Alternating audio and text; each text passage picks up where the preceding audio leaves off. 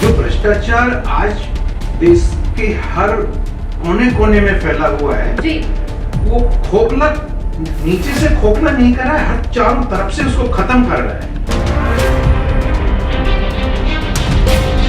नितिन गडकरी जी खुद उद्घाटन करते समय खुद अपने मुंह से कह चुके हैं कि जो सड़कों का निर्माण हो रहा है, हाईवे का निर्माण हो रहा है, उसमें भ्रष्टाचार हो रहा है। नमस्कार, मैं नेहा द्विवेदी और आप देख रहे हैं न्यू इंडिया न्यूज नेटवर्क। चलिए शुरुआत करते हैं। इस वक्त हम बात कर रहे हैं देश में बढ़ रहे भ्रष्टाचार। जिस तरह देश में भ्रष्टाचार अपना पैर फैला रहा है, उस तरह कहीं ना कहीं गरीब बच्चों को, दलित लोगों को, जितने भी एसटी एससी लोग हैं, उनको काफी परेशानियों का सामना करना पड़ता है।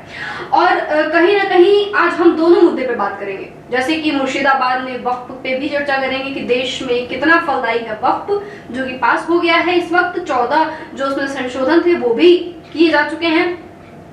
इसी मुद्दे पे आज हम बात करेंगे। हमारे साथ इस वक्त इसी मुद्दे पे चर्चा करने के लिए, सबसे पहले भ्रष्टाचार पे चर्चा करने के लिए हमारे साथ रमेश यादव जी मौजूद है, जो कि पूर्व सैनिक भी रह चुके हैं और पहले ही देशभक्ति का काम कर चुके हैं। और जब देश पे प्रहार होगा तो सैनिक तो बोलेगा ही। दूसरी तरफ हमारे साथ मौजूद है पंडित जी, जिनका नाम है आलोक वाजपेयी जी। एक विशेषज्ञ है, ये एस्ट्रोलॉजर है, काफी ज्यादा अच्छा ज्ञान रखते हैं वास्तु के भी बारे में। तो आप दोनों का बहुत स्वागत है हमारे चैनल पे जी। मैं शुरुआत करूंगी आपसे सर, आपसे रमेश यादव जी से शुरुआत करना चाहूंगी मैं। आप देश में बढ़ रहे भ्रष्टाचार के मुद्दे पर क्या कहना चाहेंगे? क्या कहीं ना कहीं ये देश को खोखला कर रहा है? युवाओं के भविष्य को खराब कर रहा है, बच्चों की एजुकेशन की जिंदगी लाइफ खराब कर रहा है, और देश की इकोनॉमी को खराब कर रहा है, उद्योगपतियों को, उद्योग को खत्म कर रहा है, और पूरे इंफ्रास्ट्रक्चर को ही खत्म कर रहा है जी। अगर हम अभी जब दिखाने के लिए न्यूज़पेपर में आते हैं या कहीं देखते हैं, आज वहां उद्घाटन हो गया, आज वहां एयरपोर्ट का हो गया, हाईवे का हो गया, लेकिन दर्जनों टाइम और उसमें निम्न स्तर के जो निर्माण सामग्री है उसको इस्तेमाल करके किया जा रहा है। हर महीने पुल गिर रहे हैं जिनमें सैकड़ों करोड़ रुपए खर्च किए जाते हैं। 2-3 साल का टाइम लिया जाता है कि पब्लिक के लिए सहूलियत हो, जो बहुत समस्या थी, ये पुल बने और उससे लोगों की सुविधा हो, लेकिन वो बनने से पहले ही पुल गिर जाते हैं जी। जितने पैसे जो लगे थे सैकड़ों करोड़, वो खत्म है। लोगों की समस्या खत्म होने की बजाय बढ़ गई है, और उसके बावजूद फिर उसको अगर बनाएंगे तो फिर उस पर उतना ही खर्च होना होता है जी। दूसरा, पहले जो भ्रष्टाचार था उसमें जो नीचे स्तर का था, कहीं ठेकेदार कर रहे हैं या कोई भी अगर सरकारी ऑफिस में जाए तो कुछ कर्मचारी कर रहे हैं जी। ये भ्रष्टाचार था, अब ये व्यापक हो चुका है। हाँ जी। अब जो ठेकेदार हो गया, वो ठेकेदार भी हो गया, वो पॉलिटिक्स में भी आ गया, पॉलिटिशियंस भी हो गया, वो मंत्रियों तक, संतरियों तक पहुंच गया। अधिकारी अब भ्रष्टाचार में अधिकारी हो गए, आपके माफिया हो गए, ठेकेदार हो गए, पॉलिटिशियंस हो गए, ये सबका एक ग्रुप हो गया है। अब ये अलग नहीं रहे, उन सबकी भागीदारी से ये काम हो रहा है, और कोई भी इसके ऊपर कदम उठाने के लिए तैयार नहीं है जी। तो आपके अनुसार सर, आपको क्या लगता है, मैं आपके पास आना चाहूंगी, क्या आप सर के बात से सहमत है? क्या इस देश में बढ़ रहे भ्रष्टाचार की वजह से देश में बेरोजगारी आ रही है और हमारे जो युवा हैं वो कहीं ना कहीं सोशल मीडिया पे अपना भविष्य तराश रहे हैं?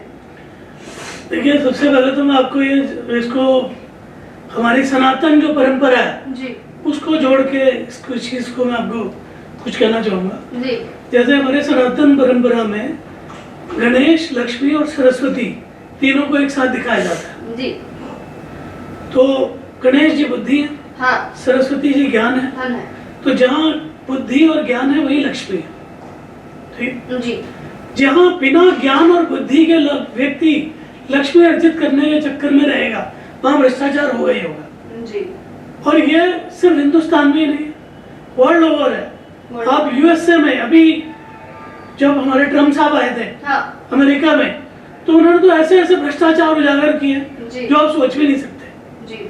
सवाल ये भ्रष्टाचार शुरू से था जी, आगे भी रहेगा और ये खत्म होगा भी नहीं, हाँ। मुझे नहीं लगता है खत्म होगा, हाँ। चाहे कोई कितना ही बड़ा दावा कर ले, हाँ।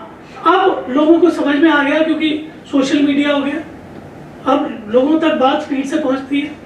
जब व्हाट्सएप नहीं था, जब सोशल मीडिया नहीं था, तब पता नहीं कितने करोड़ों अरबों के घोटाले होते होंगे, तब लोगों को ज्ञान ही नहीं था इस चीज का। पहले लोगों को इतना एक्सपोजर नहीं था। हाँ। जैसे आजकल के बच्चे बंद हो गए, नहीं आजकल के बच्चे, हाँ। छोटे छोटे बच्चे भी वीडियो गेम, फोन, हाँ। इनको बड़े अच्छे ढंग से खेल लेते हैं। हाँ। टेक्नोलॉजी बड़ी एडवांस हो गई है। पहले के लोग हाँ। क्या ऐसा कर पाते थे? नहीं, बिल्कुल नहीं। तो अब लोगों में अवेयरनेस आ गई है, अब लोगों में जागरूकता आ गई है। लेकिन ये भ्रष्टाचार रुकेगा कैसे? ये एक ऐसे मतलब तर्क, हम इसमें कुछ भी लगाते रहे, कितने भी तर्क लगाते रहे, तर्क लगाने से भ्रष्टाचार नहीं रुकेगा, क्योंकि भ्रष्टाचार जड़ों में समा चुका है जी। और इसकी कोई दवाई है भी नहीं। जी। अरविंद केजरीवाल भी दिल्ली में आए थे हाँ। कि मैं भ्रष्टाचार को कम कर दूंगा, और लोगों ने उनको भरपूर समर्थन किया।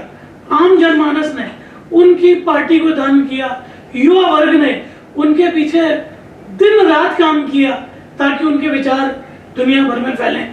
लेकिन नतीजा क्या हुआ? उन्होंने भी धोखा दे दिया। जी, आपने यहाँ पे अरविंद केजरीवाल की बात की और दूसरी तरफ आपने ये भी कहा कि अभी तक देश में कोई भी नहीं है जो इस भ्रष्टाचार की जड़ को खत्म कर दे। क्योंकि भ्रष्टाचार खत्म नहीं हो सकता। जी सर, नहीं हो सकता। सर आपके पास लौटूंगी मैं। सर, इन्होंने कहा कि भ्रष्टाचार कभी खत्म हो ही नहीं सकता, लेकिन केंद्र सरकार लगातार दावे करती है, राज्य हो गया चाहे देश लेवल पे हो गए, सब लोग दावे करते हैं कि हम भ्रष्टाचार मिटा देंगे, चाहे योगी सरकार हो गई चाहे केंद्र की सरकार हो गई। क्या लगता है? देखिए, जो सरकार दावे करती है, असलियत है अभी जो देश में है वो पूर्णतः दो ही कैटेगरी में हो गए, एक शोषक एक शोषित। जी। बीच में जो लोग थे वो खत्म कर दिए हैं। या तो इंसान इतना है उसका शोषण किया जा रहा है कि वो कुछ बोल ही नहीं सकता, उसके कुछ हाथ में है ही नहीं, वो करने लायक छोड़ा ही नहीं है। या फिर शोषक वर्ग हो गया है। एक सोच, चाहे पॉलिटिक्स हो, चाहे तो गवर्नमेंट हो, चाहे कोई दूसरे माफिया हो, इसको खत्म करने के लिए गवर्नमेंट जो दावे करती है, ये इनकी नीति और नियत दोनों ही ठीक नहीं है। देखिए, मैं और आज की सरकार या पीछे सरकार थी या केजरीवाल आए या कोई और आया, मैं उस चीज से कोई पॉलिटिक्स से मेरा कोई वो नहीं है जी। लेकिन ये सच है कि सरकार की नियत और नीति दोनों में बहुत फर्क है जी। अभी अगर हम नियत लें तो सरकार के पास अभी एक छोटा सा एग्जांपल ही दें, आज से 10 साल पहले बहुत चिल्लाया गया था कि कांग्रेस ने ये भ्रष्टाचार किया, ये किया, उसने ये किया, इस मंत्री ने ये किया, बाद में भी किया गया है। लेकिन उनके ऊपर अब गवर्नमेंट ने कार्रवाई क्या की? अगर एक छोटा सा चपरासी यहाँ 100 रुपए रिश्वत लेता हुआ पकड़ा जाता है, 6 महीने जेल में जाता है जी। उसको टर्मिनेट कर दिया जाता है। वो इतने बड़े बड़े मंत्री और जो इतने बड़े बड़े घोटाले करके उनका क्या हुआ? गवर्नमेंट बदल गई, गवर्नमेंट भी बदल गई, पावर भी बदल गई। दूसरा, राजनीतिक संरक्षण मिल रहा है। राजनीतिक संरक्षण नहीं, एक बहुत बड़ा गिरोह है जी। हमारे जजेज हैं जी, हाई कोर्ट के जज हैं, सुप्रीम कोर्ट के हैं, लोअर कोर्ट के हैं जी। उनके घर में 20-20, 30-30 करोड़ रुपए पकड़े जाते हैं। यहाँ हिंदुस्तान में लगभग 80% जनता ऐसी है जिनको पेट भरने के लिए खाना पूरा नहीं मिल रहा है, जो अपने खाने के लिए घूम रहे हैं। देखिए, जो भ्रष्टाचार के लिए सरकार की नीति और नियत है, हम उस चीज पे चर्चा कर रहे थे जी। अब सरकार की नियत क्या है और नीति क्या है? नियत इनकी नीतियों से साफ होती है। जो मैं बता रहा था, इन्होंने 4 साल पहले करप्शन एक्ट में एक अमेंडमेंट किया कि अगर कोई भी आदमी, मेरे पास वीडियो भी है, उसकी प्रूफ भी है कि उसने भ्रष्टाचार किया, मैं जाके पुलिस में या कहीं भी रिपोर्ट करता हूं, अगर उस पर कार्रवाई नहीं होती, मैं कुछ नहीं कर सकता। हाँ। मेरे को पहले कोर्ट जाना पड़ेगा, कोर्ट से परमिशन लेनी पड़ेगी उस केस को प्रोज्यू करने की, और उस परमिशन के लिए फिर मेरे को गवर्नमेंट को भेजना पड़ेगा। जब गवर्नमेंट उसको परमिट करेगी मेरे को कि आप इसके अगेंस्ट में कार्रवाई कर सकते हो, तभी करूंगा। इसमें एक सबसे बड़ी बात बताऊं और असली बात बताऊं, क्योंकि गुड़गांव में और यहाँ आसपास के भ्रष्टाचार में लगभग काफी दिन देखते हुए, और मैं इस पे काम भी किया है जी। आज विजिलेंस है हमारे पास, रोजाना 1-2 लोगों को अरेस्ट करती है। हाँ। हरियाणा में पिछले 2 साल में विजिलेंस के लगभग 1000 केस ऐसे हैं जो विद प्रूफ गवर्नमेंट के पास सैंक्शन के लिए भेजे हुए हैं कि चीफ सेक्रेटरी साहब उनको सैंक्शन दें, जिसमें बड़े आईएएस अफसर हैं, आईपीएस अफसर हैं, वो भी इन्वॉल्व हैं। लेकिन उनमें से 5% कहीं चपरासी हो गया, कहीं क्लर्क हो गया, कहीं पटवारी हो गया, उनके तो सैंक्शन आ जाते हैं, वो भी सिर्फ 5%, 95% 3-3, 4-4 साल तक वहां रुक जाते हैं। इसमें भ्रष्टाचार खत्म करने की नीयत कहाँ आ गई गवर्नमेंट की? पर एक आम आदमी का ये अधिकार कि उसके पास कोई सबूत है, वो कोर्ट में जाके उसको पेश करके कोर्ट डायरेक्ट उस पर एफआईआर का ऑर्डर नहीं कर सकता, पहले गवर्नमेंट से परमिशन लेगा, तो गवर्नमेंट की नीयत बिल्कुल इसमें भ्रष्टाचार खत्म करने की नहीं है। ये दिखाने के लिए अखबारों में छाप देंगे, ये कर देंगे, वो कर देंगे। मैं छोटा सा बहुत दूर की बात कर रहे थे, हम छोटे से लेते हैं कि हमारे यहाँ पे हीरो होंडा फ्लाईओवर है, 6 साल पहले बना था, 6 साल में 6 बार टूट चुका है जी। एक बार उसको करते हैं, उसकी रिपोर्ट आ चुकी है, आईआईटी दिल्ली ने उसका इंस्पेक्ट किया, उसके मटेरियल लिए, बोले जी ये डाउनग्रेडेड है, इस पे जो मटेरियल लगा बिल्कुल गलत है, कोई एक्शन नहीं, अभी भी चल रहा। एक बार बंद कर देते हैं आधा, फिर उसको रिपेयर कर देते हैं, फिर जो भी अधिकारी आता है गुड़गांव में, जो भी अधिकारी आता है, सभी का ये रहता है कि केवल और केवल हम अपना यहाँ टाइम पास करें, हमारा टाइम निकल जाए। ये तो एक गंगा स्नान करने आते हैं यहाँ पे कि गंगा स्नान आए, जहाँ जितने पुण्य कमाने हैं वो पुण्य कमा लें और जल्दी से निकल जाए, हमारे टाइम में कुछ ना हो, बस इतना। बाकी ना कोई भ्रष्टाचार रोकने के लिए और ना कुछ। और दूसरी बात यह है कि जो गुड़गांव के गंगा जी है, यहाँ तो टिकट खरीद के लोग आते हैं, पैसे खर्च करके अधिकारी जहाँ आ रहे हैं, तो वहां पे भ्रष्टाचार खत्म होने का हम कितनी उम्मीद कर सकते हैं? ये तो बिल्कुल सामने है जी। और सर देखिए, हर कोई यहाँ पे बच्चे से लेके बूढ़े तक, जवान तक, हर कोई भ्रष्टाचार से पीड़ित है। अगर कोई बच्चा एडमिशन भी लेने जाता है तो पहले उसको फीस देना पड़ता है, तो वो कहीं ना कहीं ये भी कह सकते हैं, जैसे कि अभी नीट मामला सामने आया, कहीं ना कहीं ये भ्रष्टाचार के आरोप में ही आया। कुछ लोग पहले ही पेपर के पैसे दे देते हैं, क्वेश्चन पेपर बता देते हैं, वो हो गया भ्रष्टाचार। तो कहीं ना कहीं हमारे एजुकेशन फैसिलिटीज को भी तो ये बहुत जमीनी स्तर से गिरा रहा है। देखिए, भ्रष्टाचार समाज के हर क्षेत्र को प्रभावित कर चुका है जी। सिर्फ एजुकेशन सिस्टम को ही नहीं, मेडिकल फैसिलिटीज आप देख लीजिए।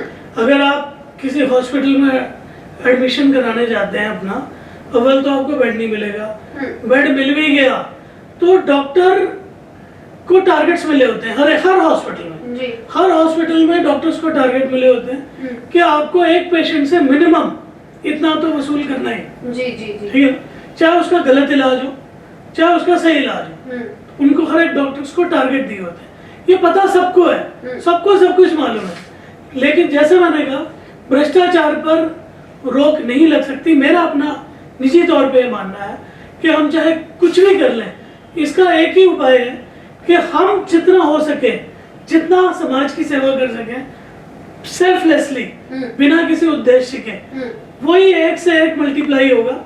यही इसका सोल्यूशन है। क्योंकि हम लोग, वो कहते हैं ना, सत्ता जब आती है, सत्ता का लोभ, सत्ता का मोह या पावर का एक नशा, ये व्यक्ति को भ्रष्टाचार के लिए प्रेरित करता है। और इसमें कोई भी हो, हमाम में जैसे कहते हैं सभी नंगे हैं, तो कोई भी आ जाए, मुझे नहीं लगता कि भ्रष्टाचार रुकने वाला है। और इसका रोकने का एक ही तरीका है कि हम स्वयं अपनी जिम्मेवारी हो सके तो पूरी तरीके से करें और बिना किसी भ्रष्टाचार में लिप्त हुए करें जी। सर, ये पूरे मसले का एक ही कंक्लूजन निकलता है, एक ही निष्कर्ष है कि जब एक मछली पूरे तालाब को गंदा कर देती है, तो जनता चाहे कितना भी कोशिश कर ले, कितने भी प्रदर्शन कर ले, कितनी भी कैंडल मार्च कर ले, जब तक सरकार नहीं चाहेगी, जो भी सत्ताधारी सरकार है, अगर वो नहीं चाहेगी इस कीड़े मकोड़े जैसे चीज को खत्म करना, इस दीमक भरे भ्रष्टाचार को जब तक वो खत्म नहीं करना चाहेगी, जनता के माथा पीटने से सर कुछ नहीं होने वाला है। फिलहाल हमारे साथ आप जुड़े रहिए और देखते रहिए न्यू इंडिया न्यूज नेटवर्क। धन्यवाद।